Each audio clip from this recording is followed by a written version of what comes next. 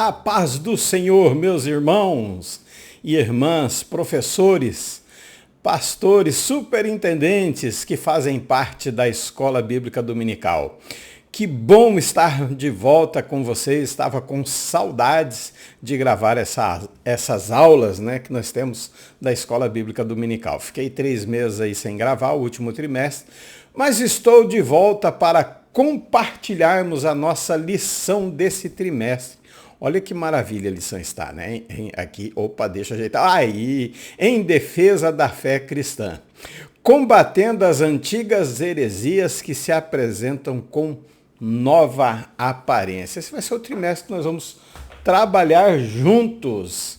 E eu quero aqui agradecer a todos os professores, pastores, superintendentes que nos apoiaram, irmãos e irmãs de dentro de Foz do Iguaçu, de fora.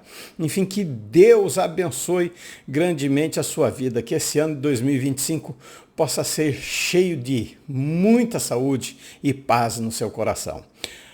As demais coisas, ou essas coisas, eu tenho certeza que o Senhor vai acrescentar. Vamos então para a nossa aula de hoje. Como que nós começamos a nossa aula? Se você não lembra, eu vou te trazer a memória. Começamos com uma oração. Feche seus olhos e ore junto comigo. Querido e amado Deus, Pai eterno, na tua presença, estamos aqui, Senhor, mais uma vez, ó Deus, para aprendermos da tua palavra. Pedimos, Senhor, do teu Espírito Santo, ó Deus, da tua graça, o teu amor, a tua misericórdia sobre a minha vida, sobre a vida dos professores que estarão no domingo pela manhã, trazendo, Pai, essa importante lição, esclarecendo, Senhor, explicando e aplicando os assuntos, Senhor, à nossa vida, para que nós possamos viver, Senhor, na face da terra, fazendo a tua vontade. Assim nós oramos, Pai, em nome do Senhor Jesus, e quem concorda diz amém. Isso mesmo. Vamos para a nossa lição? Lição de número 1, quando as heresias ameaçam a unidade da igreja. A primeira lição, dia 5 de janeiro, a partir das 9 horas, os professores estarão aí diante da sua turma aplicando esta lição. Nosso texto áureo de hoje vai dizer o seguinte: amado, procurando eu escrever-vos com toda, olhe bem, ele diz assim, com toda diligência, acerca da comum salvação.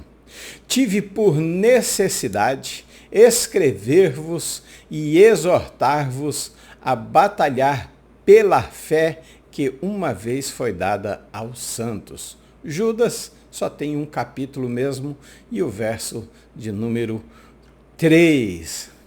Um pequeno livro, mas de um conteúdo excelente. A verdade prática vai dizer: heresias são crenças e práticas contrárias ao pensamento bíblico que distorcem os pontos principais da doutrina bíblica. Então essa é a nossa lição que nós vamos estar nesse trimestre falando das heresias que a igreja enfrenta. Não é de hoje que ela vem enfrentando essas heresias, não é de 10 anos atrás, não, desde o início. Eu diria desde quando o homem caiu, né, pecou contra Deus, as heresias começaram a fazer parte do mundo, enfim, de uma forma diferente. Nós vamos entender isso hoje. Maravilha? Palavra-chave, não poderia ser outra, né? Heresias. Definição do grego, né? A palavra usada é heresias, haereses, que significa escolha, seita ou facção. Essa é a definição no grego, tá? Definição no grego. Inicialmente tinha um sentido neutro, de escolha ou corrente de pensamento. Inicialmente era uma coisa boa. Claro que nós estamos falando dentro do pensamento grego. Era quando você fazia uma escolha diante de uma corrente de pensamento e você ia para aquele lado. Já no hebraico, Nós não temos uma palavra, existe muitas palavras que só é de cada idioma. Por exemplo, saudade, se não me falha a memória, faz parte só do idioma português. Você não vai encontrar a palavra com esse significado e sentido em outro idioma, somente no português. Já no hebraico não tem uma palavra que pode ser, específica para a heresia. Como no Novo Testamento. Então nós encontramos lá em Número 16:3 a palavra marholekt, tá? Quer dizer divisão, contenda ou dissensão, que aconteceu naquela rebelião de Coré, Datã e Abirão. Então nós temos aí a definição, heresia, quando você escolhe, quando você faz uma escolha, um partido, quando você toma uma direção contrária dentro daquilo que você está seguindo ou está defendendo, tá? A rebelião de Corá vai mostrar, que a heresia, tanto no Novo como no Antigo Testamento, ela ameaça a unidade da igreja. Essa é uma verdade. A heresia, ela tem a intenção de dividir a igreja. E hoje nós encontramos isso dentro da igreja e é algo preocupante. Você vai ver como isso é preocupante. Vamos para a nossa introdução. Deixa eu dar uma ajeitadinha no quadro da introdução aqui, que tá, o texto ali está um pouquinho coberta, isso, maravilha. Ajeitamos. Nossa introdução vai dizer o seguinte, é igual da lição bíblica. Antes de eu entrar na introdução, deixa eu dizer, eu trago subsídios, aos professores, mas também aos alunos. Então nós trabalhamos pouco a leitura da revista, porque é compromisso do aluno ler a revista da Escola Bíblica Dominical, anotar as suas dúvidas e levar para a sala de aula para que essas dúvidas sejam curadas. Maravilha? Vamos então? As heresias da atualidade são as mesmas, do passado, da antiguidade, mas com uma roupagem nova, que foram rejeitadas pelos apóstolos e primeiros cristãos, pois nada há de novo embaixo do céu. Não tem nada de novo, É tudo a mesma coisa. Isso quem escreve é o sábio Salomão. Muda-se, A tecnologia para construir uma pirâmide não é a mesma tecnologia para criar um prédio hoje. Claro, a de hoje é aperfeiçoada, mas a intenção é a mesma. Algo grande, feito para cima, o que antes era somente para guardar o corpo de Faraó e algumas coisas, hoje serve para moradia. Mas a intenção é aproveitar melhor o espaço. Nosso primeiro ponto da lição vai dizer o seguinte: as ameaças dos lobos vorazes. Primeiro subponto vai dizer os cuidados pastorais, com o texto de Atos 20 e 28. Os anciãos mencionados no versículo 17 são chamados de bispo nessa passagem e, ao dizer que eles foram constituídos pelo Espírito Santo para apacentardes a igreja de Deus, mostra que eles são pastores. A função primordial do pastor é alimentar, guiar e proteger o rebanho. Essa é a função primordial do pastor, Então nós vamos falar dos cuidados pastorais com base em Atos 20 e 28. Episcopo é usado para descrever a função pastoral dos presbíteros. Pois é, se você pensava que não tinha bispo na sua igreja, tem. Na minha igreja tem bispo. No campo de Foz do Iguaçu tem bispo, E aqui ele vai dizer, presbíteros em grego, presbúteros, destacando o papel da supervisão espiritual e do cuidado. Então nós temos que entender o que é um presbítero e o que é um bispo. Presbítero é o ancião, tá? É uma pessoa de mais idade que tinha a responsabilidade de apacentar o rebanho de Deus. Eu sou pastor auxiliar na minha igreja. O meu pastor, onde eu congrego, é o pastor Eliseu Ferreira. O meu pastor presidente no campo de Foz do Iguaçu é o pastor Isaías Cardoso dos Santos. Então, nós somos pastores iguais, não há diferença. Deixa eu abrir a tela aqui. Não há diferença entre o meu pastor e eu. Somos pastores. Mas nós vamos notar que Paulo vai chamar em Atos 20, 28 de bispos. E o que é esse bispo? Vamos ver?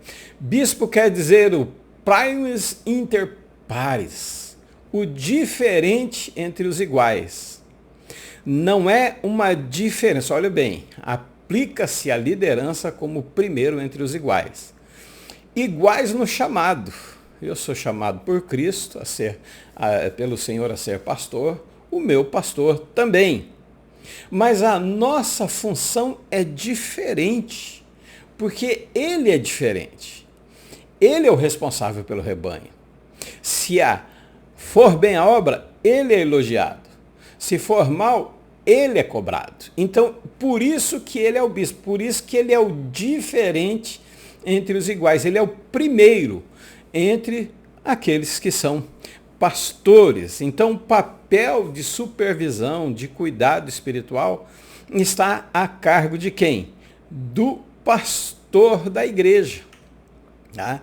É ele que tem o cuidado. Então, o diferente entre iguais é serviço e pastoreio. Ele vai trabalhar na função, não é domínio. Esse serviço e pastoreio não é domínio, como diz em 1 Pedro capítulo 5, versículo 3. Não tendo domínio. Vamos ver como é que está a King James? A King James eu gosto, né? Vocês sabem que eu amo essa versão. Vamos ver como é que está escrito. Na minha cabeça está assim: não tendo domínio sobre a herança de Cristo, mas servindo de exemplo. Aqui, ó. Nem como ditadores daquele que vos foram confiado, antes tornando-vos exemplo do rebanho. Então, essa função de cuidado não pode ser domínio. É unidade na diversidade. O conceito diferente, lembra que o pastor na igreja, ele deve ser visto como complemento que evita as divisões. Diversidades, não divisões. Há diversidades de dons. Há diversidades de membros. Dedo, mão, braço, pé, orelha, olho, boca. Não divisão. E harmonia no corpo.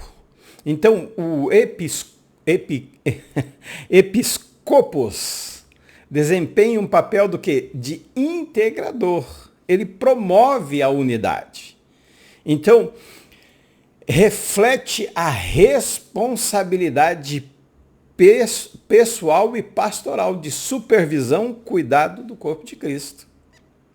Essa não que me exclua, não por eu não ser o bispo, eu estou excluído de ter esses cuidados. Não, eu sou auxiliar, então eu preciso auxiliar o meu pastor dentro disso. Então, esse modelo lembra que a verdadeira autoridade cristã é fundamentada no quê? Amor, humildade e exemplo.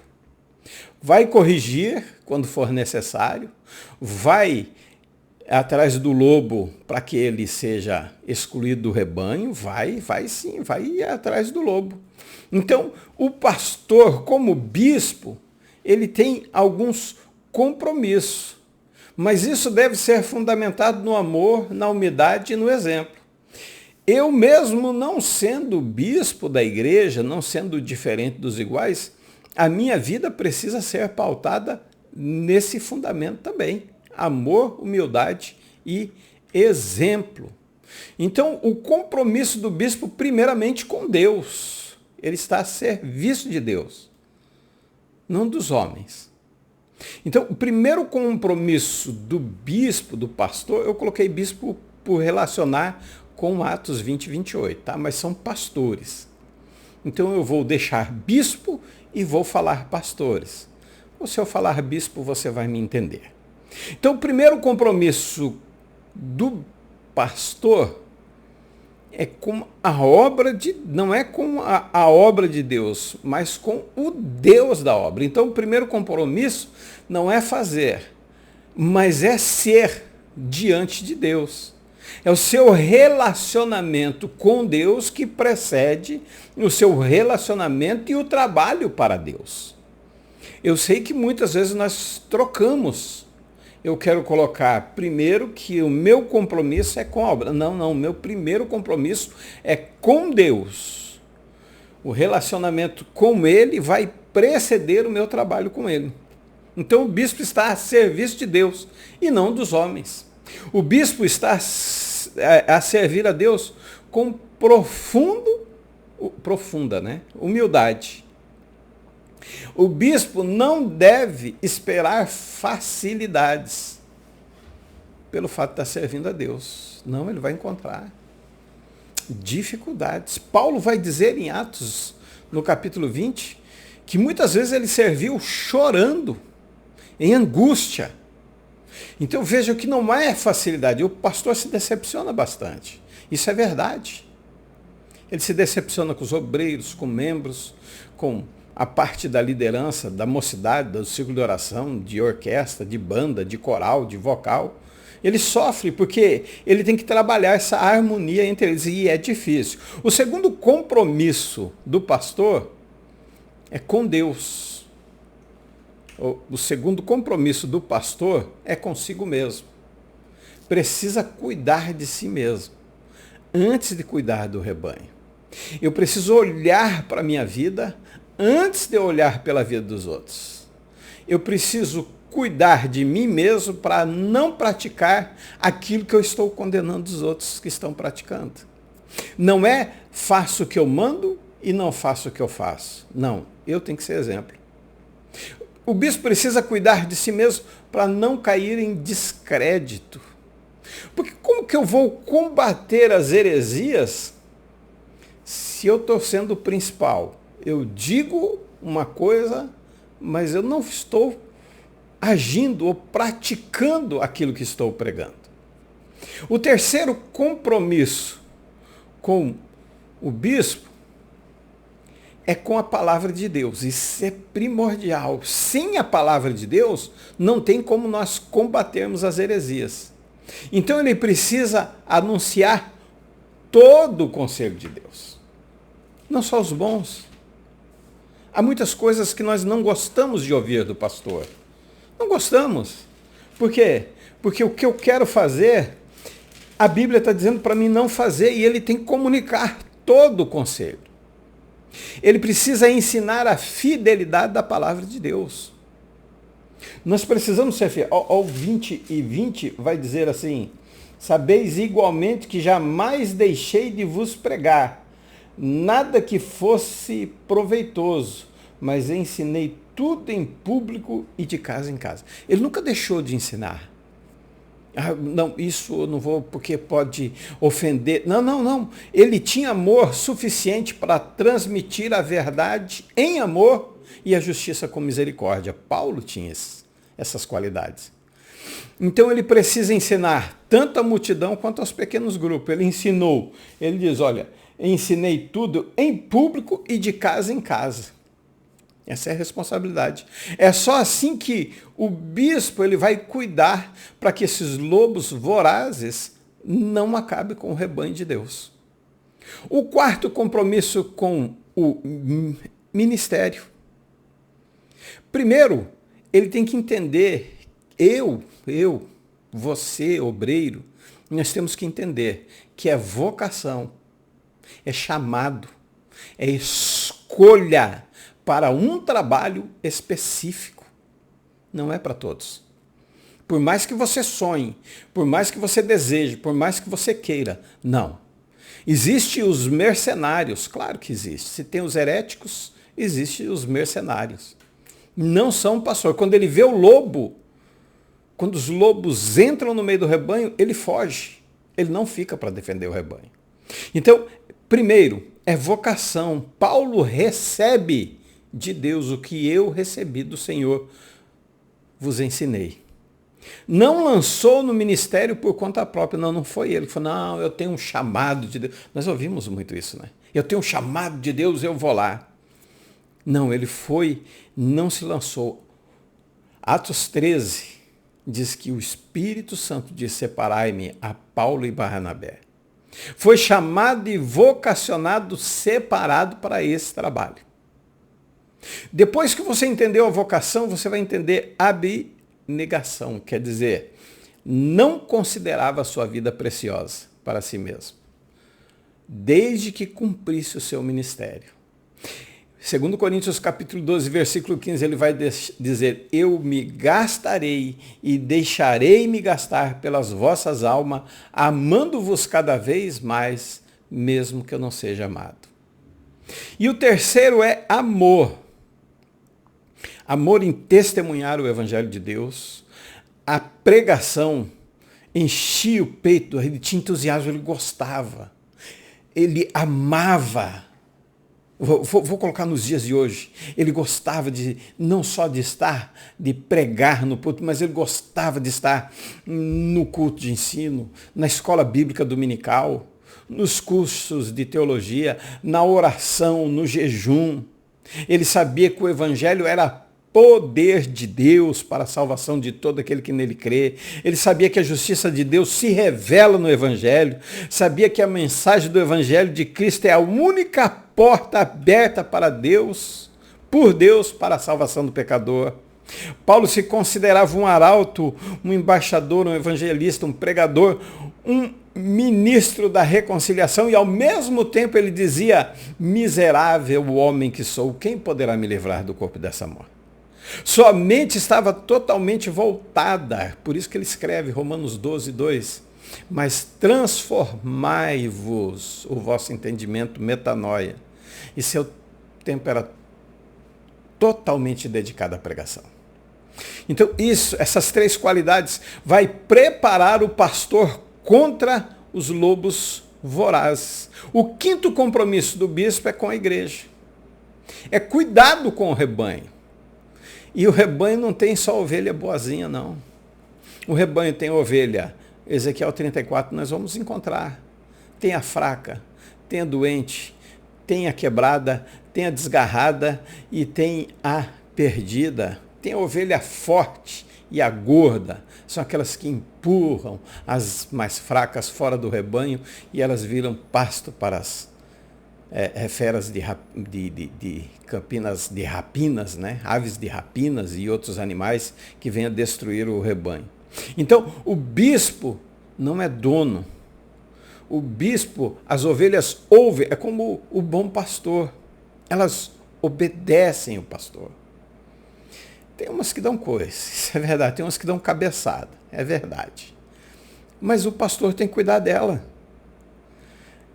Há um grande perigo de o pastor cuidar somente de um grupinho de ovelhas. Aí o que acontece? Ele torna essas ovelhas fortes, não espiritualmente, mas no seu ego. E elas vão empurrar para fora do rebanho as outras mais fracas. E o lobo vai devorar sem piedade. É ordem divina que ele cuide de todo o rebanho. Atos 20, 28. O Espírito Santo estabeleceu como episcopos para pastoreares a igreja de Deus. A igreja é o rebanho, não é um. O bispo não é dono do rebanho, mas é servo. A igreja é de Deus, as ovelhas são minhas ovelhas. Quando ele chama Pedro, ele diz, apacenta o quê? As minhas ovelhas. Apacenta os meus cordeirinhos. É dele, não é nosso. É somente o cuidado que é nosso. O Senhor nunca deu uma procuração, não, ele nunca disse, ó, vou te dar uma procuração e essas ovelhas passam a ser suas. Não, não, não. Todos nós somos ovelhas, somos membros do corpo de Cristo. Todos nós pertencemos a um só rebanho.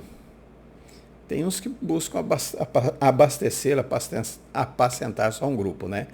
E o lobo vem e devora o outro. O bispo não pode impor-se. Ele tem que ter a plena consciência que foi o Espírito Santo que o constituiu. Então, qualquer manobra humana ou política de bastidor para continuar à frente de uma igreja é uma conspiração contra o plano de Deus. O pastorado não deve ser imposto, o pastor não deve agir com truculência, ele não é um ditador, mas ele é um pai, ele é um amigo, ele não é um explorador do rebanho, ele é o que cuida. Muitos pastores constrangem as ovelhas a fazerem as coisas. Não, não, não. O pastor não deve fazer isso. O pastor não deve aceitar o pastorado de uma igreja, nem sair dela por conveniência, vantagens financeiras ou pressões. É por isso que eu entreguei o meu cajado de cuidar de igreja um dia. Ele não pode ser por conveniência, ele não pode ser por vantagens financeiras e muito menos por pressão. O bispo precisa compreender o valor da igreja, foi comprada com sangue. Ferir a igreja, burlar, manipular com a igreja é a noiva do cordeiro. Você vai ter que acertar com ele, cuidado.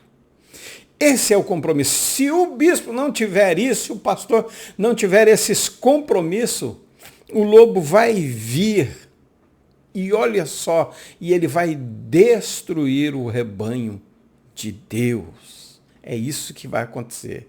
Então, cuidado.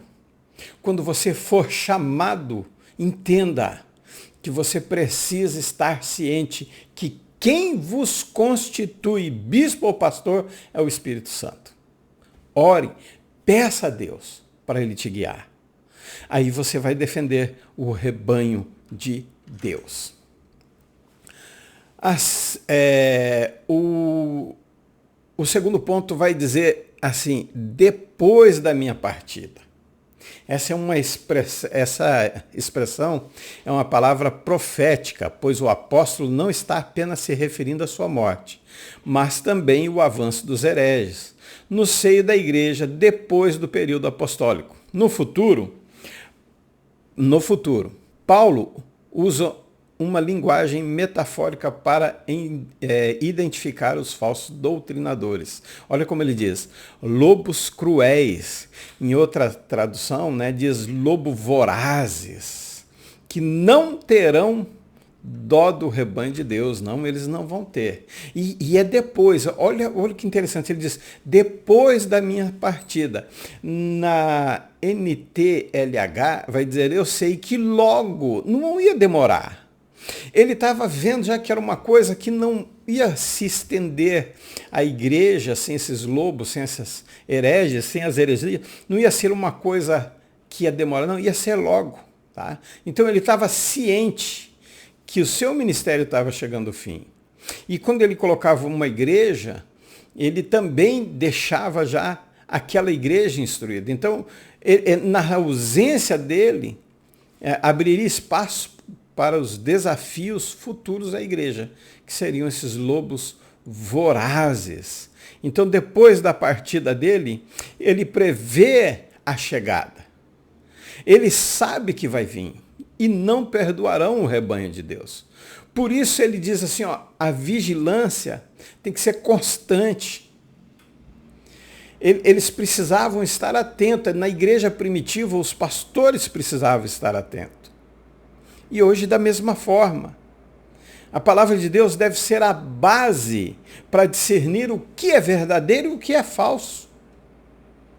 Nós precisamos nos basear na palavra de Deus para a defesa da doutrina.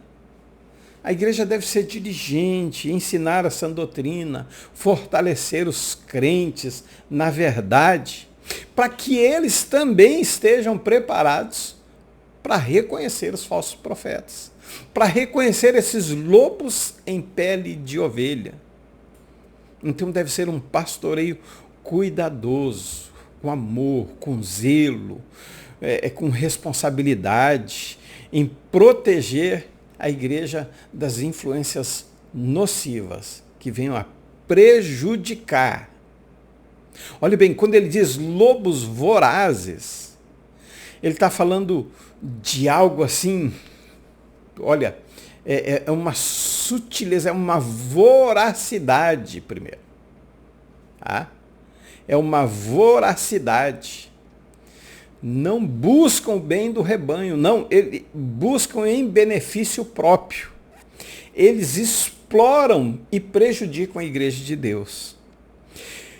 Não tem misericórdia, é sem misericórdia. Eles não têm misericórdia mesmo. Assim como os lobos que atacam sem compaixão, e os lobos têm uma resistência incrível. Tem um certo documentário que fala sobre os lobos, e eles caçam até gnus. Gnus não, bison, né? Aqueles búfalos grandes nos Estados Unidos. E como eles fazem? O coração deles tem uma tendência a crescer, a expandir, e eles podem correr forte, longas distâncias. Eles não diminuem. Porque esse o coração aumenta e bombeia o sangue e o oxigênio para o pulmão, então não deixam eles se cansarem facilmente. Eles não se cansam facilmente.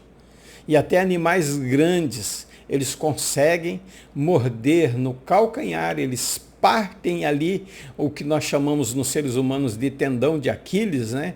Eles mordem, o boi fica ali sem poder agir, e eles não têm misericórdia, eles causam destruição espiritual, não têm consideração e nem se importam com as consequências que vai acontecer com o corpo de Cristo, com as almas.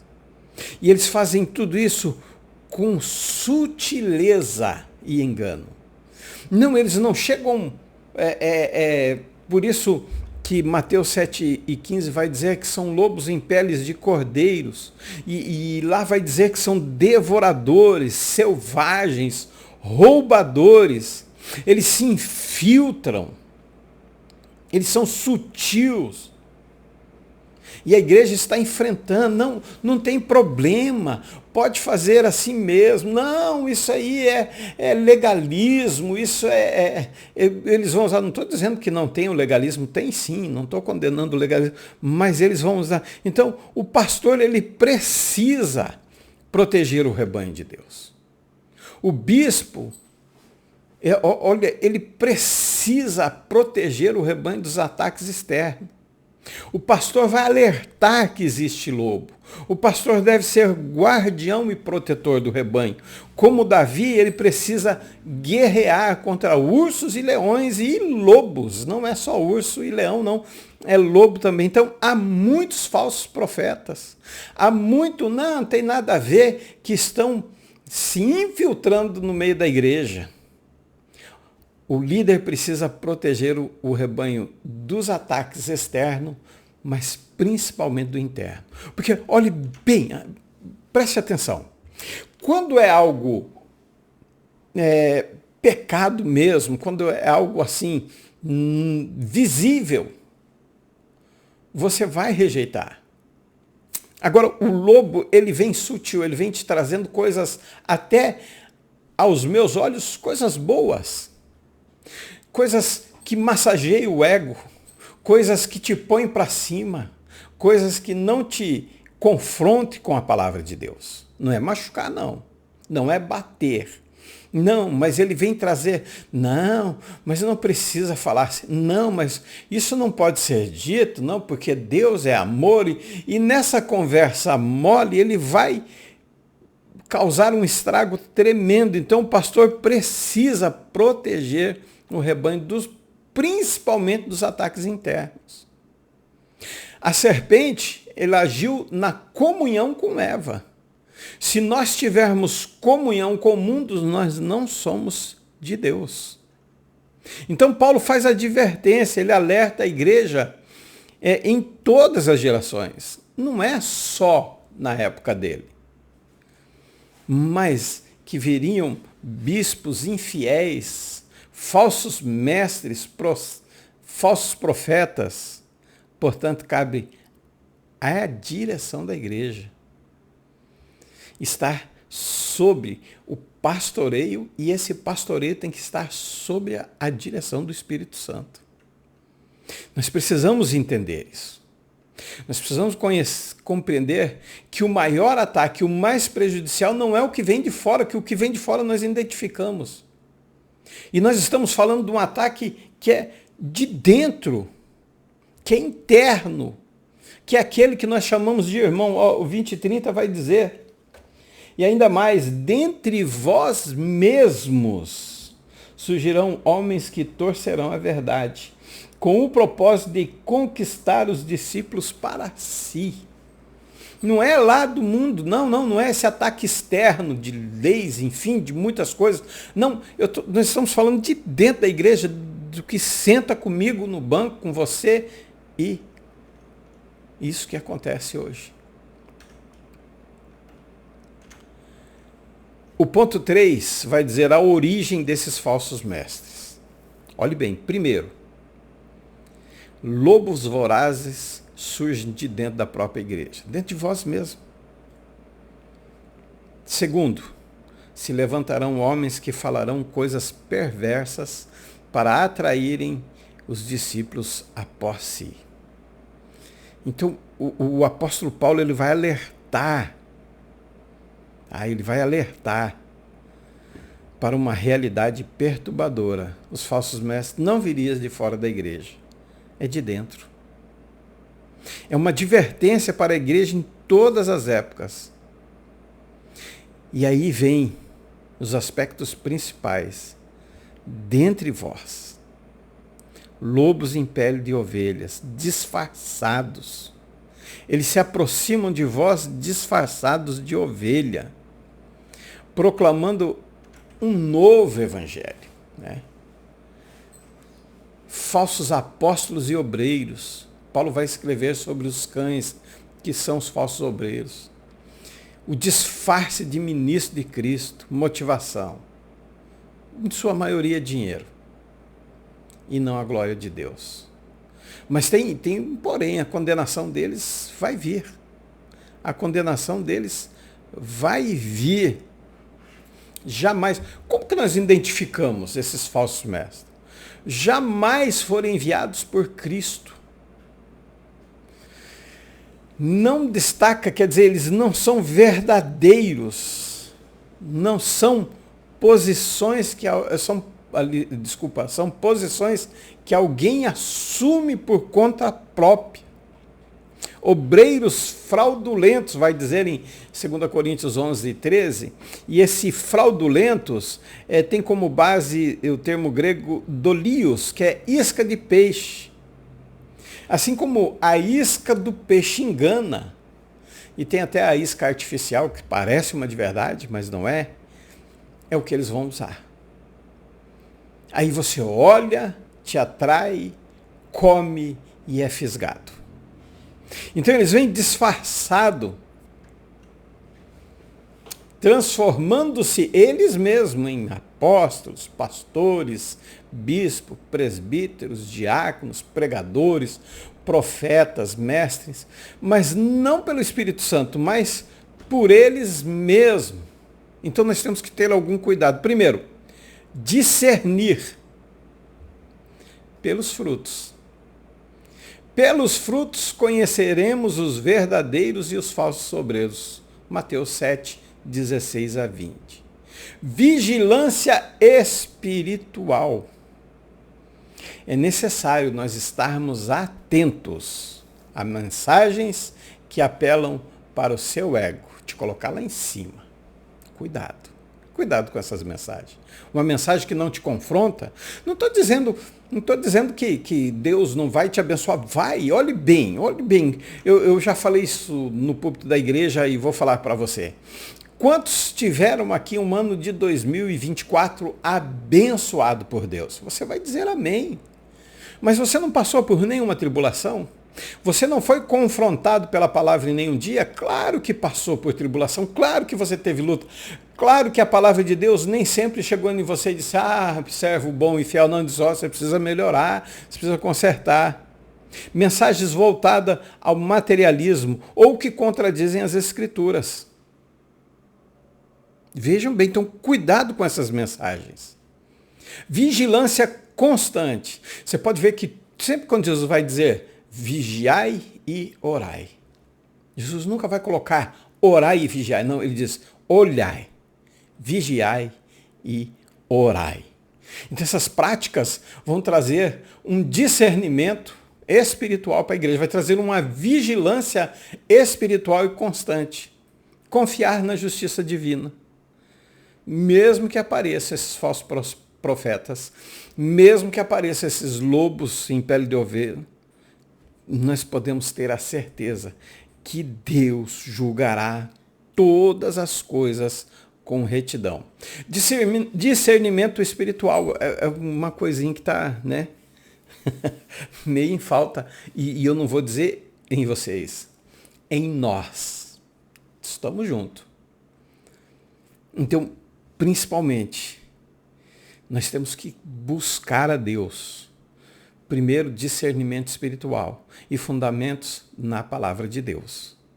Aí nós vamos identificar e nós vamos resistir esses falsos profetas no meio da igreja.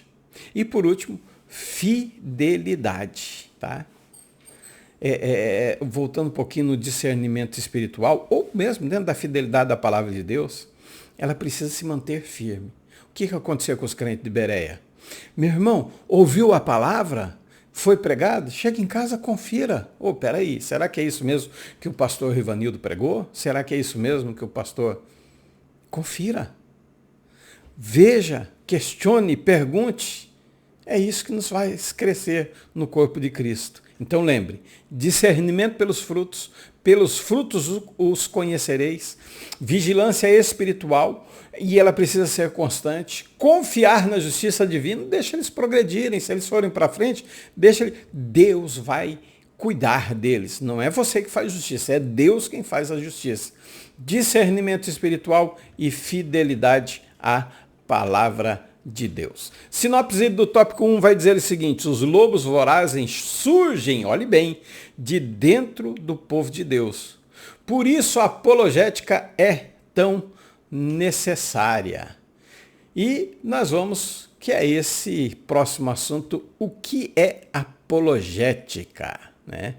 E ele está dizendo ali, é a defesa lógica e racional da fé cristã e de suas práticas doutrinárias. O termo vem do substantivo grego apologia, que literalmente significa defesa, resposta.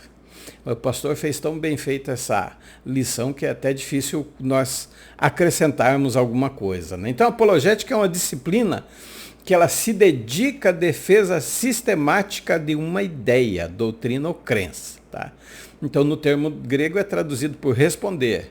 E tem que, e 1 Pedro 3,15 vai dizer que nós devemos estar preparados, né, para respondermos com mansidão, tá?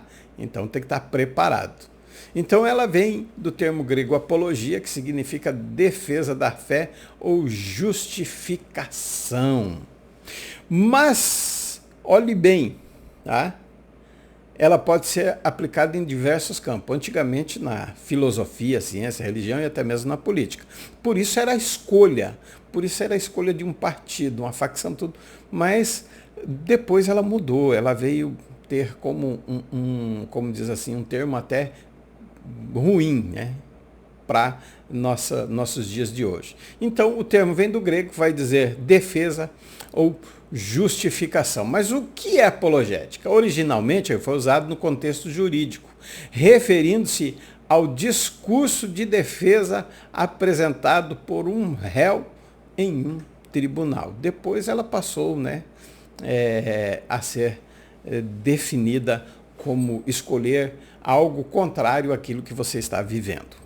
Então, a apologética cristã é a área da teologia que busca apresentar a defesa racional e lógica da fé cristã, respondendo às objeções, questionamentos, ataques contra a igreja, contra os ensinamentos bíblicos e a doutrina cristã. Não necessariamente você precisa, como diz assim, só um pouquinho, me perdoem, a garganta não está muito boa ainda. Não que você precisa convencer quem está te ouvindo. Ele pode aceitar, mas ele tem a liberdade de dizer, eu entendi, compreendi, mas eu vou continuar do jeito que eu estou. Isso é a liberdade dele. Mas o importante é que ele entenda. Então tem que ser com mansidão e tem que ser racional. Tá? Então a apologética cristã, ela é a área, da teologia que busca apresentar o quê? Uma defesa racional e mansa. Não é discussões, não. Paulo até diz que nós devemos ficar longe dessas vãs discussões. Então, qual que é a função principal, os objetivos? Proteger a fé, explicar a fé, persuadir com amor, quer dizer, demonstrar a veracidade do evangelho para levar as pessoas a Cristo. Mas quem convence é uma persuasão com amor, mas quem convence é o Espírito Santo. É proteger a fé respondendo. É explicar a fé com ensinamentos cristãos compreensíveis para os crentes e não crentes. Então nós temos que abranger. E ela precisa ser fundamentada com passagem. Por exemplo, 1 Pedro 3:15, 2 Coríntios 10, de 4 a 5 vai dizer, porque as nossas armas da nossa milícia não são carnais, mas poderosas em Deus para destruir as fortalezas. Não está dizendo que é para destruir as pessoas, não, mas essa fortaleza que nós chamamos seria essa parede que separa as pessoas da verdade, da fé cristã, das doutrinas bíblicas, tá? Não é para destruir os outros, não, tá bom? Então, nós vemos que ela tem esse objetivo. Esse é o objetivo da apologética. O ponto 2, o que é a defesa, a que defesa Pedro se refere? 1 Pedro 3:16. Há quem argumente que essa defesa seja uma resposta a uma acusação, visto que a mesma palavra, apologia, aparece nesse sentido no Novo Testamento como, primeiro, defesa de uma acusação tanto formal como informal. Então, a que defesa o apóstolo vai estar se referindo aí em 1 Pedro 3:16? Nós vamos ver que essa defesa ela vai enfrentar o quê? As hostilidades, perseguição e maus entendidos sobre as suas práticas e implicações. Então não é apenas diante de uma acusação, mas é a defesa da nossa fé, dentro do contexto daquilo que nós acreditamos, dentro do contexto bíblico, dentro do que a palavra nos ensina. E qual que é a principal defesa do crente? É o testemunho. A palavra tem que estudar, tem que conhecer, crescer na graça e no conhecimento, sim, é necessário. Mas o principal é o quê? É o testemunho. Então, o bom testemunho da apologética vai ser a melhor apologética, o testemunho como defesa. Ele enfatiza a verbalizar a defesa, sim. Mas o bom testemunho e a conduta irrepreensível é melhor do que qualquer palavra que nós venhamos a falar ou a dizer contra aqueles que nos acusam. Então, mesmo em situações onde há confronto e perseguição, a postura deve ser o quê? De respeito, de mansidão. Não é algo que nós vamos lá para o Facebook, para o Instagram, o WhatsApp, e falamos o que queremos da forma que... Não. É mansidão. É estarmos preparado. Primeiro, existe uma preparação. Tem que ter uma postura adequada. E essa postura é o quê? É o testemunho, tá? É o testemunho do cristão. Mansidão não pode ser realizado com arrogância, com soberba. Deve refletir a humildade, respeito. Porque o objetivo é ganhar as pessoas, não tornar-se inimigo das pessoas ou perder as pessoas. E como que isso nós conseguimos ter esse testemunho? Como nós conseguimos convencer as pessoas? Não convencer, mas explicar, ter do que? Uma consciência limpa. É essencial. Eu preciso saber que eu tenho um bom testemunho. Então, qual que é o propósito da apologética? É evangelismo acima de debates. É ganhar na divulgação, não perder. É ganhar almas para o reino de Deus. Testemunhas e não acusadores. Então deve ser a minha posição não é de promotor de justiça que acusa o réu. Não. Eu preciso me portar como testemunha, apresentando a verdade com graça, amor, e não como advogado que acusa ou condena, ou promotor de justiça, como eu coloquei. Não pode ser dessa forma. Então, o propósito da apologética não é ganhar uma discussão, mas ganhar a alma. Então esqueça. Eu ganhei. Você perdeu. Eu perdi naquele debate, mas um dia você encontra o camarada tá crente, então você ganhou. Então cultive a mansidão, o temor diante de todas as situações. É isso que nós precisamos. Tá? Vamos para o próximo ponto. Ponto 3. Por que devemos combater as heresias? Primeiro, defesa própria. Os cristãos precisam, devem ser informados daquilo que vários grupos ensinam e saber a forma de refutá-los biblicamente. Essa é a primeira coisa, A segunda, a letra B, é para ajudar os outros na compreensão da própria fé.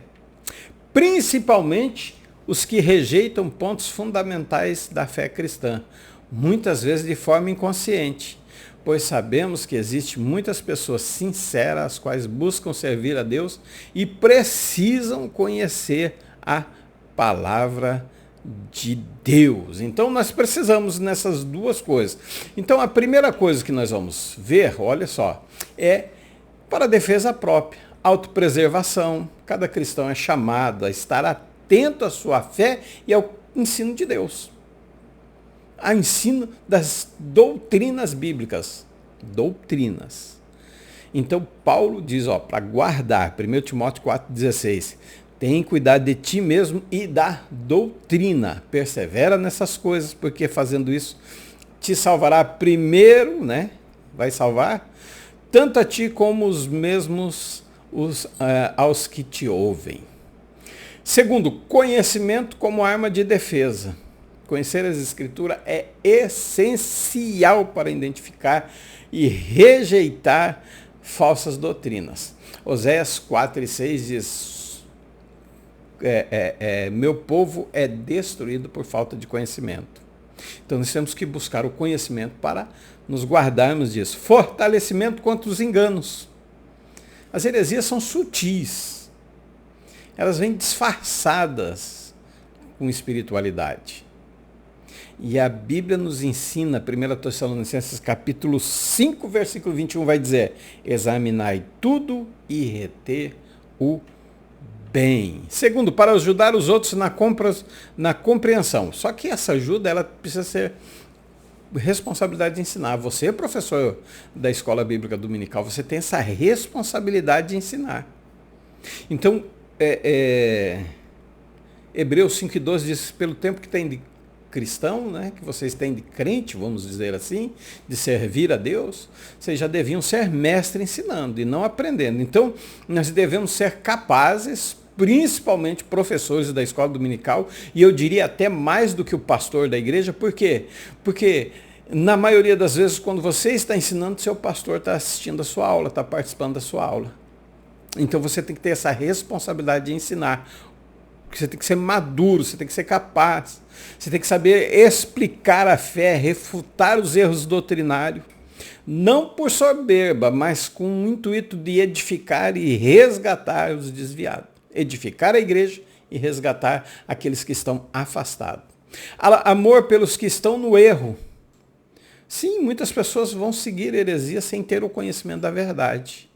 Mas é amor, tá? Não imposição. Esclarecer. Professor da escola bíblica dominical, mais do que o pastor da igreja, ele tem que estar ali para esclarecer a verdade bíblica. Tá? Essa aula, primeira aula vai ser um pouquinho comprida mesmo, mas aguente aí, assiste em 2 vezes, 3, vai estar gravada.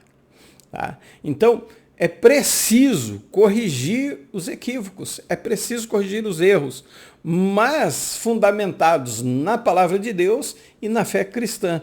Isso vai fortalecer a igreja de Cristo. Então nós precisamos. O combate, ele deve ser como? Respeitoso, mansidão, temperança.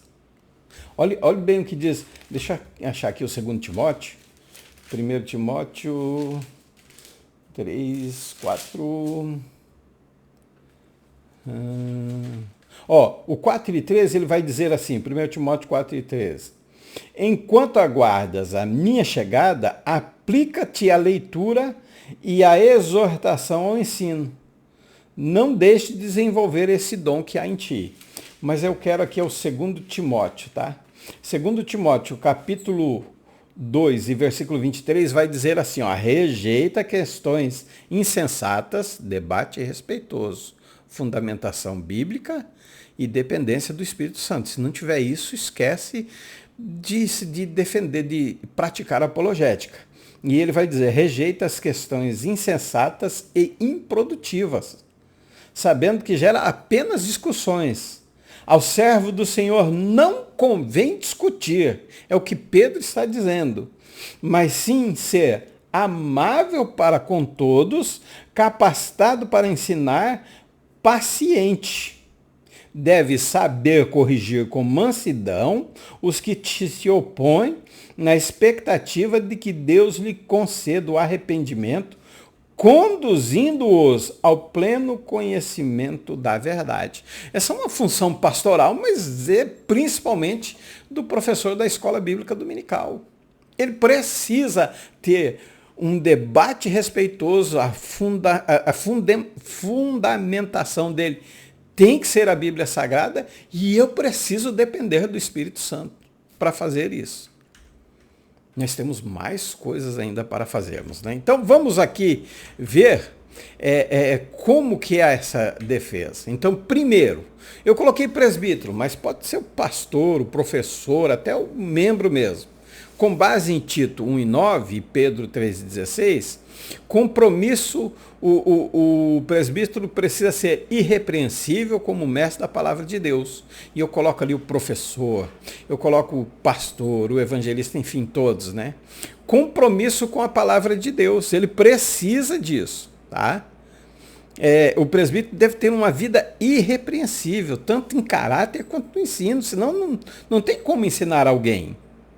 Isso vai incluir o quê? Conhecer e viver de acordo com a palavra de Deus. Ele precisa ter uma integridade doutrinária. Não basta apenas transmitir a doutrina. Você precisa viver de forma consistente. Você precisa ser íntegro. Você precisa gerar confiança. A igreja precisa confiar em você. Exemplo pessoal. A vida do presbítero, do obreiro, do professor, ela tem que refletir valores que ensina. Ensina o quê? Uma vida santa, um bom testemunho poderoso. É muito mais eficaz do que palavras. Segundo, o presbítero precisa demonstrar fidelidade doutrinária. Ele é o guardião da verdade. Ele é o protetor da igreja contra os falsos ensinos. Isso requer uma compreensão sólida das Escrituras e fidelidade ao Evangelho. Em 1 Timóteo 6, 20 e 21, ele vai dizer o seguinte, quer ver? Eu vou ler aqui para vocês. 6, 20 e 21, ele vai dizer: Timóteo, guarda o tesouro que te foi confiado, evitando conversas inúteis e profanas, assim como as elucubrações sem fundamentos, que muitos chamam de saber. Elucubrações aqui é pensamentos humanos, tá? Ora, alguns professando tal conhecimento se desviam da fé. Aí ele diz: a graça seja convosco. Então, fidelidade na interpretação também. Deve interpretar a Bíblia com precisão, evitando distorcer a palavra e o significado das Escrituras. E defender o Evangelho. Fidelidade. E essa defesa é uma fidelidade, é estar disposto a sofrer pela verdade. Paulo vai dizer isso em 1 Timóteo 1, 13 e 14. Ele vai dizer, porque, 2 Timóteo, desculpa, me perdoe, irmão. 2 Timóteo 1, 13 e 14. É o que eu acabei de ler. Ele diz assim, deste evangelho fui constituído pregador, apóstolo e mestre. Por essa causa também sofro, todavia não me envergonho. Então, eu tenho que estar disposto a sofrer pela verdade. Defender o evangelho não é algo fácil. O presbítero precisa demonstrar capacidade de ensino. Tem que ter o dom de ensino, senão você não vai conseguir transmitir. Edificação da igreja. Seu ensino deve fortalecer a fé dos crentes. Precisam levá-los a uma maturidade espiritual e paciência. Ensinar requer duas coisas: paciência e dedicação, especialmente com os novos que estão chegando. E por último, o presbítero, ele precisa demonstrar habilidade na apologética. Ele precisa convencer os contradizentes. Claro que não na função do Espírito Santo, mas capaz de refutar argumentos contra a fé cristã, usando como base o quê? A Escritura, a Palavra de Deus, a Bíblia Sagrada. A defesa deve ser com mansidão. A apologética deve ser feita com respeito e amor, buscando ganhar e não debates. E é uma preparação contínua. O presbítero deve estudar constantemente, diariamente. Deixa eu colocar aqui maior aqui. Esses são os requisitos para nós defendermos o rebanho de Cristo contra os lobos vorazes. É trabalho, é dificuldade, é empenho, é dedicação, é amor. Esse deve ser. Vamos para a nossa sinopse do ponto 2.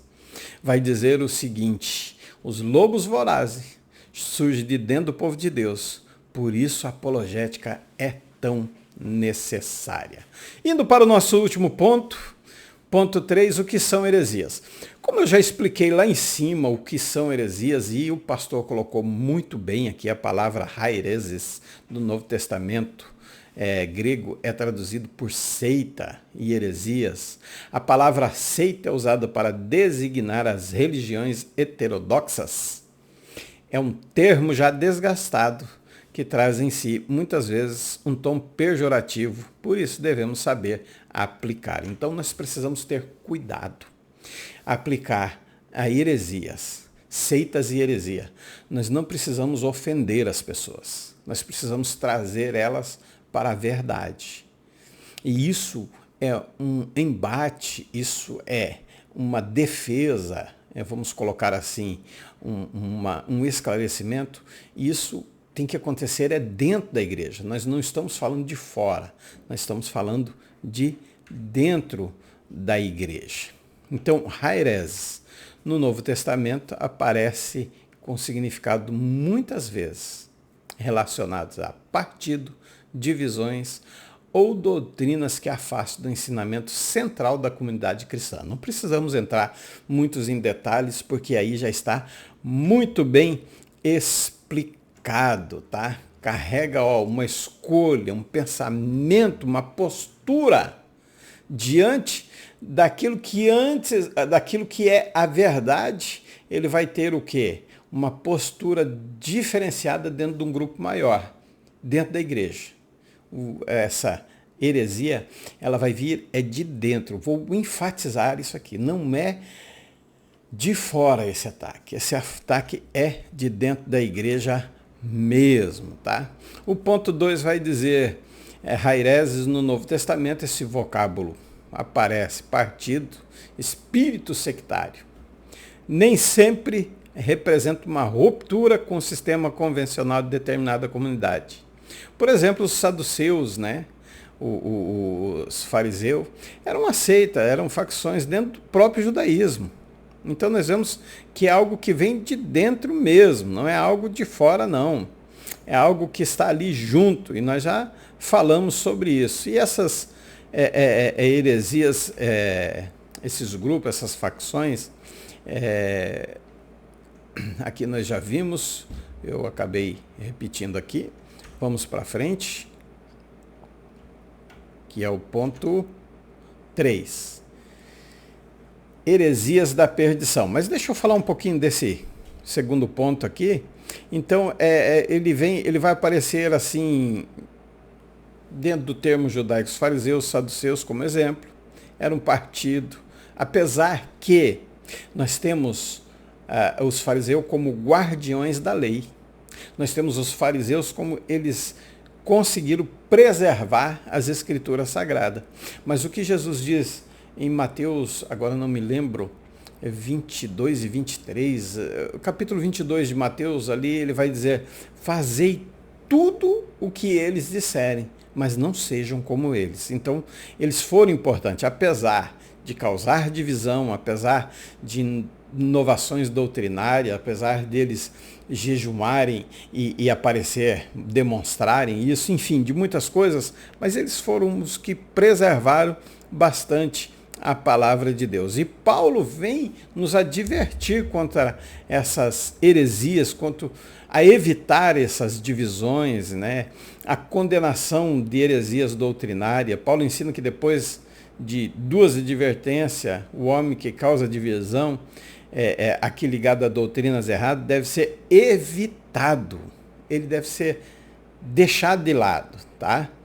Então nós precisamos preservar a unidade, cuidar com as inovações doutrinárias e discernimento, mansidão diante de um confronto. Tá? Aí vem o terceiro ponto, que é heresias da perdição. Tá? Heresias da perdição é nessa passagem que Haireses apresenta o sentido de erro doutrinário como a heresia propriamente diz, no campo teológico que nós conhecemos hoje. Então vamos aqui ver, né, 4 pontos também dessa heresias da perdição. Primeiro, definição de heresias da perdição.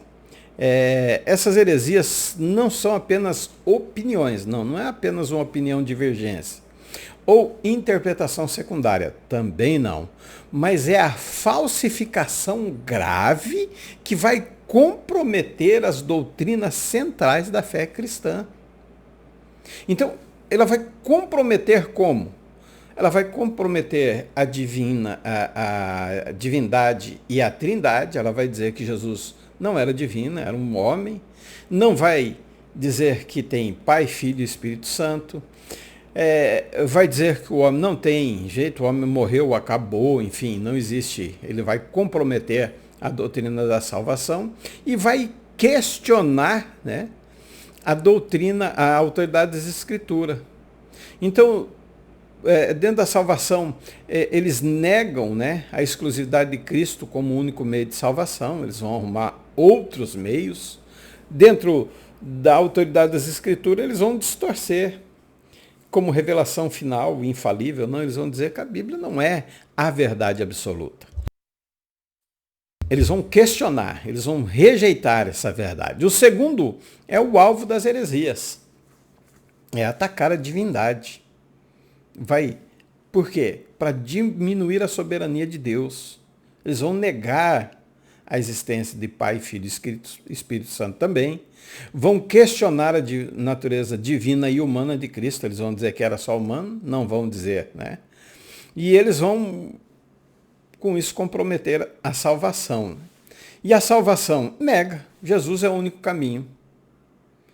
É um dos mais perigos que nós podemos enfrentar, pois engana muita gente.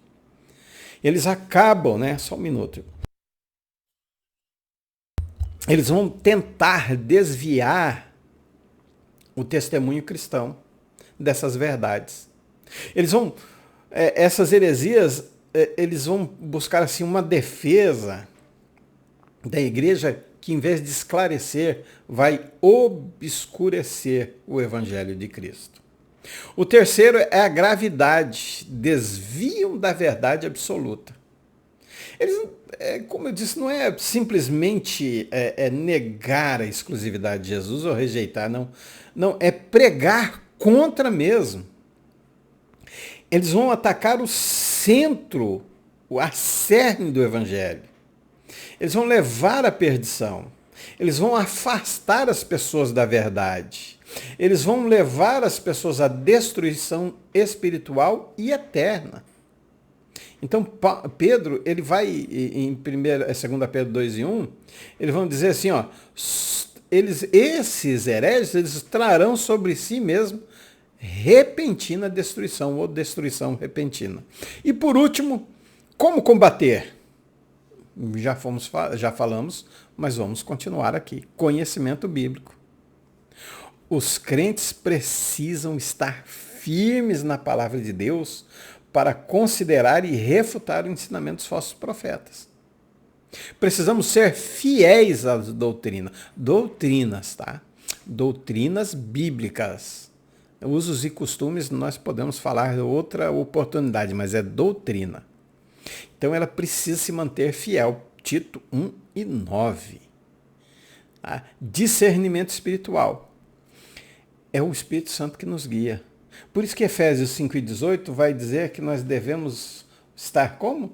Não vos embriagar com o vinho em que há contenda, mas enchei-vos do Espírito. Então, esse discernimento espiritual, João 16:3, vamos ler aqui para nós falarmos com base nas Escrituras. João 16:13, deixa eu achar aqui, vai dizer o seguinte: no entanto, quando o Espírito da verdade vier, ele vos guiará em toda a verdade, porque não falará por si mesmo, mas dirá tudo o que tiver ouvido e vos revelará tudo o que está por vir. Então esse discernimento espiritual tem que ser através da palavra de Deus e o Espírito Santo agindo em nós. E advertência amorosa. Nós devemos exortar eles com mansidão, mudando a direção e a restauração deles. Né? Nós precisamos falar com mansidão, amorosos. Tanto é que eu coloquei aí, advertência amorosa. Tá?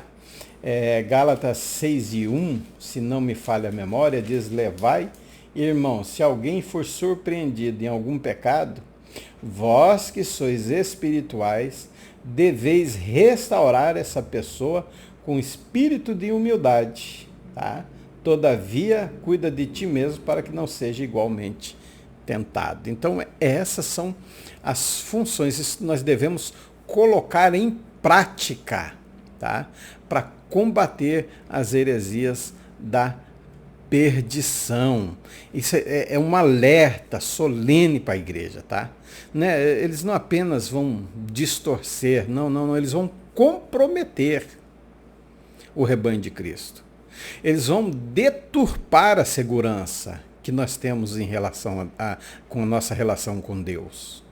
Então, está diante de professores da escola bíblica dominical, pastores, doutrinadores, mestres, presbíteros, evangelista, bispo, fazer o quê? Manter-nos firmes na verdade, na palavra de Deus e combatendo. Eu acho esses erros doutrinários. Eu acho que é o pior combate que nós podemos enfrentar, que é aquele sutil, aquele que está dentro da igreja. Os de fora a gente consegue identificar. Agora os de dentro, na maioria das vezes, É muito difícil. Aí nós temos o sinopse do ponto 3, encerrando a nossa aula, né? Os lobos vorazes surgem de dentro do povo de Deus, por isso a apologética é tão necessária. Eu acho que esse aqui é a sinopse do ponto 2, né? Deixa eu corrigir aqui do ponto 3, tá? Do ponto 3, vamos corrigir aí. Do ponto 3 vai dizer: o apóstolo Paulo adverte acerca das divisões no seio da igreja e condena as inovações doutrinárias que causam dissensões. Vamos à nossa conclusão? A nossa conclusão, com base na revista da Escola Bíblica Dominical: os apóstolos responderam aos opositores da fé cristã e se lançaram à base da nossa teologia. E lançaram, né? Não se lançaram, e lançaram a base da nossa teologia. Todos os escritos do Novo Testamento mostram essa luta acirrada contra as falsas doutrinas. Pois tarefa da igreja atual batalhar pela fé que uma vez foi dada aos santos, que é o nosso texto áureo. E temos aqui um questionamento. Finalizamos com a seguinte pergunta para reflexão: estamos a fazer pela verdade o que esses agentes da heresia fazem pela mentira? Eles se dedicam, eles se empenham, eles deixam de viver a sua vida para viver essas heresias. Será que nós estamos fazendo o mesmo? Será que é a mesma coisa? Será que há o mesmo empenho? Eu não estou dizendo que não ou que sim, mas eu estou questionando para que você analise a você, para que eu analise a mim mesmo. E para que nós possamos ter uma postura diante desses ataques internos à Igreja de Cristo. Que Deus abençoe a sua vida. Muito obrigado por continuar, por estar comigo até aqui. E eu agradeço o seu like, a sua pergunta, o seu comentário. Deixa aí. E eu quero encerrar essa aula assim como eu comecei, com uma oração. Querido e amado Deus, Pai eterno, nós te agradecemos, Senhor. Senhor, nós somos gratos a Ti pela Tua palavra, pelo Teu Espírito Santo. Nós somos gratos a Ti, Senhor, por tudo quanto fizeste, vai fazer e mais ainda, Senhor, nós somos gratos pelo que o Senhor é na nossa vida. E nós pedimos da Tua parte, Senhor, sabedoria, discernimento espiritual para conseguirmos ter êxito nessa guerra tão difícil que é dentro da igreja, não é fora. Contra esses ataques internos, Senhor, onde vem ferir, onde vem machucar, onde vem afastar, Senhor, as ovelhas do Teu rebanho.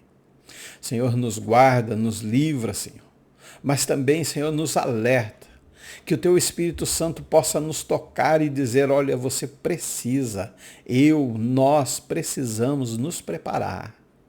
Nós precisamos orar um pouquinho mais, buscar a Deus em oração, jejum e consagração, para estarmos preparados para respondermos com mansidão a razão da esperança que é em nós, que é Jesus Cristo, o Cordeiro de Deus, que morreu na cruz do Calvário para me dar a salvação. Senhor, que nós venhamos defender a verdade, ó Deus, com toda a nossa alma, corpo e espírito. Senhor. Que nós venhamos defender a verdade até a sua volta. Assim nós pedimos, Senhor, assim nós abençoamos alunos, professores, obreiros, homens de Deus. Em nome de Jesus, e quem concorda diz amém. Deus abençoe a sua vida. Até a próxima, se assim Ele nos permitir. Shalom Vraha, Lehitraot. Fiquem todos na paz do Senhor Jesus.